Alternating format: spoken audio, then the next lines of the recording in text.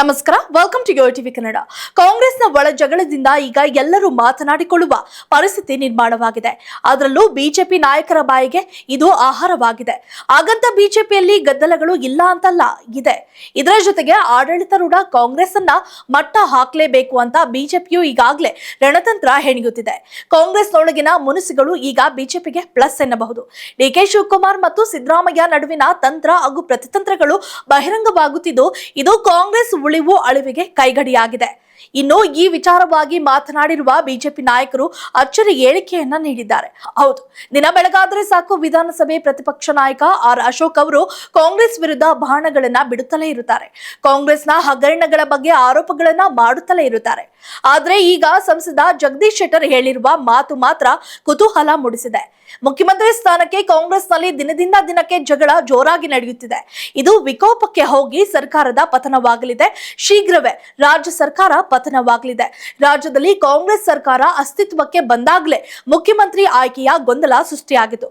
ಒಪ್ಪಂದ ಆಗಿದೆ ಎಂಬ ಮಾತುಗಳು ಕೇಳಿ ಬರ್ತವೆ. ಈಗ ಮುಖ್ಯಮಂತ್ರಿ ಸ್ಥಾನಕ್ಕೆ ಡಿಕೆ ಶಿವಕುಮಾರ್ ಹಾಗೂ ಸಿಎಂ ಸಿದ್ದರಾಮಯ್ಯ ತಂತ್ರ ಪ್ರತಿತಂತ್ರ ನಡೆಸುತ್ತಿದ್ದಾರೆ ಎಂದು ಹೇಳುತ್ತಿದ್ದಾರೆ. ಬುರ್ಕಾ ಧರಿಸಿ ಆರ್ಎಸ್ಎಸ್ ಗಲಭೆ ಸೃಷ್ಟಿಸುತ್ತಿದೆ ಎಂಬ ಕಾಂಗ್ರೆಸ್ ನಾಯಕ ಬಿಕೆ ಹರಿಪ್ರಸಾದ್ ಹೇಳಿಕೆಗೆ ಆಕ್ರೋಶ ವ್ಯಕ್ತಪಡಿಸಿದ ಶೆಟ್ಟರ್, ಅಲ್ಪಸಂಖ್ಯಾತ ತುಷ್ಟೀಕರಣಕ್ಕಾಗಿ ಕಾಂಗ್ರೆಸ್ ನಾಯಕರು ಆ ರೀತಿಯ ಹೇಳಿಕೆಗಳನ್ನ ನೀಡುತ್ತಿದ್ದಾರೆ.